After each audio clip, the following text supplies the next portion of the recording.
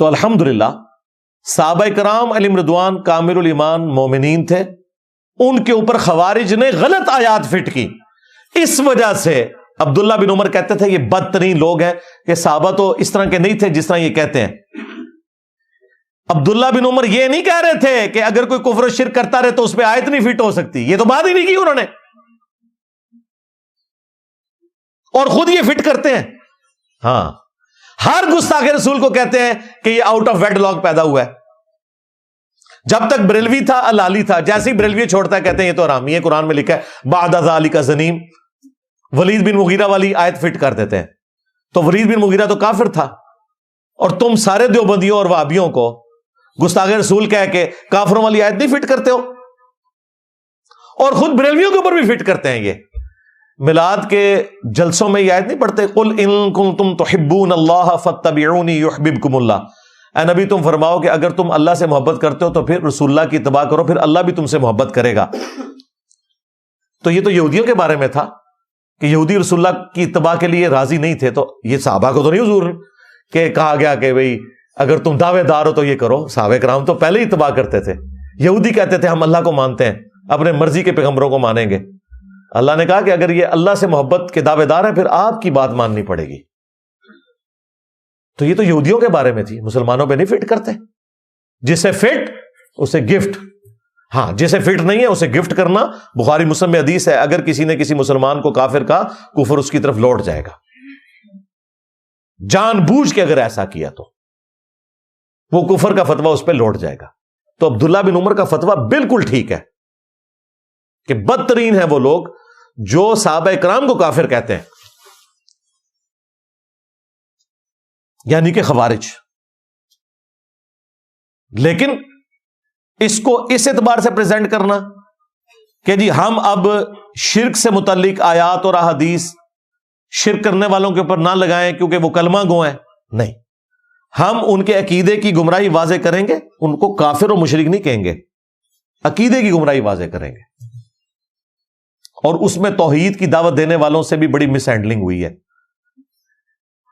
علماء عرب سے بھی بڑی مس ہینڈلنگ ہوئی. آپ ان کی بھی توحید کی کتابیں اٹھا کے دیکھیں، وہ ساری بتوں والی آیات انہوں نے لکھی ہوئی ہوتی ہیں. وہ جب بریلوی پڑھتے ہیں وہ کہتے ہیں تو بتوں کے بارے میں، یہ تو ہم تو بتوں کی بات ہی نہیں کر رہے ہیں، ہم تو انبیاء کرام کی بات کر رہے ہیں، اولیاء اللہ کی بات کر رہے ہیں. تو میں نے انہیں کہا تھا رکو ذرا، صبر کرو، انہوں نے میرے حل بھیجو. ہاں میں بیٹھے ہیں نا، میں نے تو دعا صرف اللہ ہی سے ریسرچ پیپر نمبر 3 اور اپنے لیکچر کے اندر اور باقی لیکچرز میں آیات ہی ساری وہ کوٹ کی ہیں جو ہے ہی انبیاء کرام کے بارے میں، اور عام نبی نہیں، اولو العزم 5 پیغمبروں میں سے ایک عیسیٰ ابن مریم.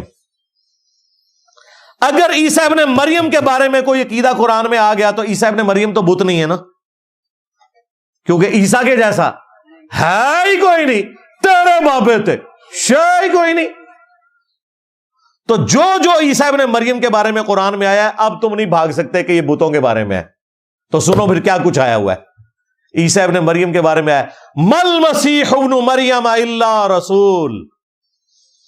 عیسیٰ ابن مریم تو نہیں تھے مگر ایک رسول ہی. وَأُمُّهُ صِدِّيقَةٌ، اور ان کی ماں ایک سچی عورت تھی. کانا یاکلان الطعام، وہ دونوں روٹی کھانے کے محتاج تھے. ہائے ہائے ہائے. اب یہ نہیں مطلب ہوگا کہ روٹی افضل ہو گئی، یہ تو یہ رزلٹ نکالتے ہیں نا جی، چڑیا اڑ سکتی ہے تو ولی کیوں نہیں اڑ سکتا؟ اڑو نا. ہاں، ولیوں کے ماننے والے تو چڑیا سے تو بہتر ہے نا. تو چڑیا تو اڑتی ہے، اے مننے والے کیوں نہیں اڑ دے؟ ہاں بھئی، چڑیا کو اللہ نے وہ کوالٹیز دی ہیں جو انسان کو نہیں دی. اس میں کوئی ایسی چیز نہیں ہے کہ جس میں انسان کی کوئی توہین ہو جائے. وہاں پہ بھی اگر اللہ کہہ رہا ہے کہ عیسیٰ ان کی ماں کھانا کھانے کے محتاج تھے، اس کا یہ مطلب نہیں ہے کہ کھانا افضل ہو گیا حضرت عیسیٰ علیہ السلام سے. اللہ نے یہ بتایا کہ اللہ اور مخلوق میں یہ فرق ہے کہ اللہ کھانا نہیں کھاتا. ہاں، اللہ تعالیٰ نے سورۃ الانعام میں فرمایا، سورہ الذاریات میں، وہ کچھ نہیں کھاتا، سب کو وہ کھلاتا ہے. ہاں، خالق اور مخلوق کا فرق یہ ہے. دونوں کھانا کھایا کرتے تھے. دیکھو ہم اپنی آیات کتنی کھول کھول کر بیان کر رہے ہیں اور ان کی طرف دیکھو کتنے الٹے پھیرے جا رہے ہیں. اے نبی ان سے فرماؤ کیا قل اتعبدون من دون اللہ، اے نبی ان سے فرماؤ کیا تم من دون اللہ، عیسیٰ اور ان کی ماں کو. اور مفتی یہ کہتا ہے جو درمیان ہی ہے، نہ سنی ہے نہ شیعہ، کہتا ہے من دون اللہ جو ہے نا وہ اللہ نے بتوں کو کہا ہوا ہے، اور پڑھو قرآن من دون اللہ اللہ نے انبیاء کو بھی کہا ہوا ہے۔ جب مخلوق انبیاء کو اللہ کے مقابلے پہ کھڑا کرے گی تو انبیاء بھی پھر من دون اللہ میں ہی آئیں گے، اس میں انبیاء کی توہین نہیں ہوگی۔ کیا تم من دون اللہ کی عبادت کر رہے ہو، عیسیٰ ان کی ماں کی، جو نہ تمہارے نقصان کے مالک ہیں نہ نفع کے؟ واضح لکھا ہوا ہے، من دون اللہ بھی کہہ دیا اور یہ کہہ دیا عیسیٰ اور ان کی والدہ کسی کے نفع نقصان کے مالک نہیں۔ اگر عیسیٰ اور ان کی والدہ کسی کے نفع نقصان کے مالک نہیں تو بابے شاہی کوئی نہیں، لے جاؤ بابے تو۔ ہر آیت سے یہ رزلٹ نکل رہا ہے کہ بابے شاہی کوئی نہیں۔ اچھا، اس کا بھی جواب دیتے ہیں، کہتے ہیں دیکھیں ہم تو بابوں کی عبادت نہیں کرتے، قرآن میں ہے کہ اے نبی تم ایسوں کو پوج رہے ہو کہ جو نہ تمہارے نقصان کے مالک ہیں نہ نفع کے، تو ہم تو بزرگوں کو نہیں پوجتے ہیں، ہم تو انہیں اللہ کا بندہ مانتے ہیں۔ ہم کہتے ہیں نا، آگے کیا لکھا ہے، یہ تمہارے نقصان اور نفع کے مالک نہیں ہیں۔ عبادت والی بات چھوڑو، ہم کب کہہ رہے ہیں کہ تم اولیاء اللہ کی عبادت کر رہے ہو؟ اگرچہ کر رہے ہو، جب ایاک نستعین کی وائلیشن کرتے ہو نا یا شیخ عبد القادر جیلانی کہہ کے، تو سورۃ النمل کی آیت نمبر 62 میں آیا الہ مع اللہ، کیا اللہ کے ساتھ کوئی اور الہ بھی ہے جس سے دعا مانگی جائے؟ تم عبادت کر رہے ہو۔ چلیں ہم for the sake of argument اس کو صرف نظر کرتے ہوئے آگے چلتے ہیں۔ آگے لکھا ہے عیسیٰ اور ان کی والدہ کسی کے نقصان اور نفع کے مالک نہیں ہیں۔ اب بتاؤ، ادھر آگے بند ہو جاتی ہے زبان، یہ آخری چکا ہوتا ہے انہیں، یہ آخری کیل ہوتا ہے ان کے تابوت میں، کہ اگر عیسیٰ ان کی والدہ کسی کے نقصان اور نفع کے مالک نہیں ہے تو بابت شاہی کوئی نہیں۔ پھر اللہ تعالیٰ نے جو غصے کا اظہار کیا، لقد کفر الذین قالوا ان اللہ هو المسیح ابن مریم، بے شک وہ لوگ کھلا کفر کر رہے ہیں جو کہہ رہے ہیں کہ اللہ ہی عیسیٰ ابن مریم ہے۔ فَمَن يَمْلِكُ مِنَ اللَّهِ شَيْئًا، اے وہی لفظ ہے، بابت شاہی کوئی نہیں، شَيْئًا، اے نبی ان سے فرماؤ بھلا اللہ کے مقابلے پہ کوئی کیا کر لے گا؟ اگر اللہ ارادہ کرے عیسیٰ ابن مریم، ان کی ماں اور جتنے زمین میں ہے تمام کو ہلاک کر دے، اللہ کا کوئی کیا بگاڑ لے گا؟ کام ڈالا تھا کرسچنز نے، لیکن اللہ تعالیٰ نے عیسیٰ اور ان کی والدہ کو سینٹرڈ کرتے ہوئے کتنے سخت جملے بول دیے کہ اگر عیسیٰ، ان کی والدہ اور جتنے زمین میں، سارے ہی بزرگ فارغ ہو گئے نا، سب کو اللہ ہلاک کر دے، یہ بھی نہیں کہا موت دے دے، غصے کا اظہار ہے، ان کو ہلاک کر دے اللہ کا کوئی کیا بگاڑ لے گا؟ جناب جب توحید بیان ہوتی ہے پھر اسی طریقے سے گفتگو ہوتی ہے، نہیں اللہ کر سکتا ہے تسی نہیں کر سکتے۔ ہائے ہائے،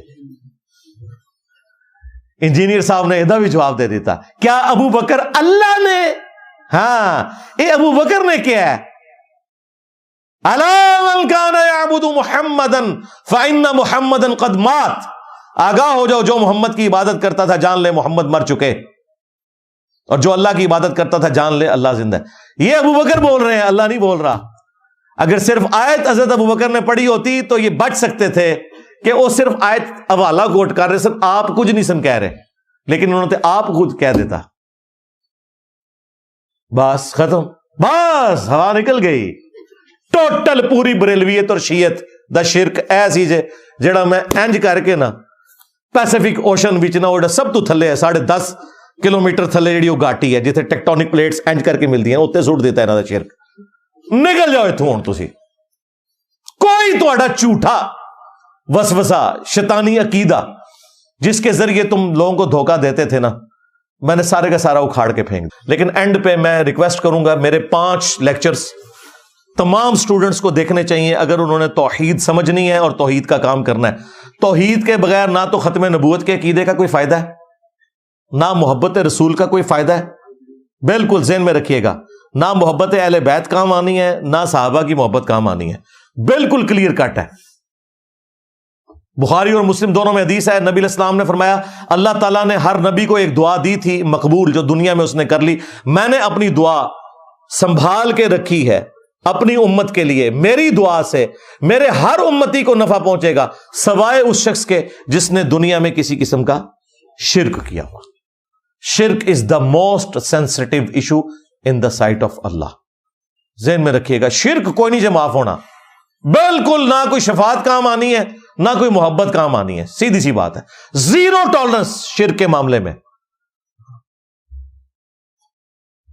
صحیح مسلم میں حدیث ہے, اگر میرا بندہ زمین و آسمان بھی گناہوں کے بھر کے لے آئے اور اس نے میرے ساتھ شرک نہ کیا ہوا, میں اتنی مغفرت کے ساتھ اس کے ساتھ قیامت والے دن ملاقات کروں گا, بشرطے کہ اس نے شرک نہ کیا ہوا. مسلم شریف میں حدیث ہے, ابن مسعود کہتے ہیں نبی علیہ السلام کو اللہ تعالیٰ نے شب معراج 3 تحفے دیے تھے. نمبر 1 5 نمازوں کا تحفہ, نمبر 2 سورۃ البقرہ کی آخری 2 آیات, اور نمبر 3 اگر آپ کا کوئی امتی شرک نہیں کرے گا نا تو میں اسے بخش دوں گا. اللہم اجعلنا منہم, آمین. جو شرک کرے گا وہ نہیں بچنے والا بھائی, سیدھی سی بات. 18 انبیاء کا نام اللہ نے لیا ہے سورۃ الانعام میں, بائی نیم مینشن کر کے نا اینڈ پہ کہا وَلَوْ أَشْرَكُوا لَحَبِطَ عَنْهُمْ مَا كَانُوا يَعْمَلُونَ. اگر یہ بھی شرک کرتے ہوتے ہم ان کے اعمال بھی برباد کر دیتے. حالانکہ انبیاء نے شرک نہیں کرنا, سمجھانے کے لیے بات کی کہ اگر انبیاء سے میں ایسی بات کر رہا ہوں تو باب دشاہی کوئی نہیں, یہ بتانا چاہ رہا تھا اللہ تعالیٰ. ہاں پھر اسپیسیفکلی ہمارے نبی علیہ السلام کو سینٹرڈ کر کے اللہ تعالیٰ نے فرمایا وَلَقَدْ أُوحِيَ إِلَيْكَ وَإِلَى الَّذِينَ مِن قَبْلِكَ, اور بے شک ہم نے محبوب صلی اللہ علیہ وآلہ وسلم تمہاری طرف بھی اور تم سے پہلے تمام انبیاء کی طرف یہ وحی کی تھی کہ اگر تم نے بھی شرک کیا تو تمہارے اعمال بھی برباد کر دیے جائیں گے اور تم خسارہ پانے والوں میں سے ہو جاؤ گے. وَلِعَوْذُ بِاللَّهِ تَعَالَى.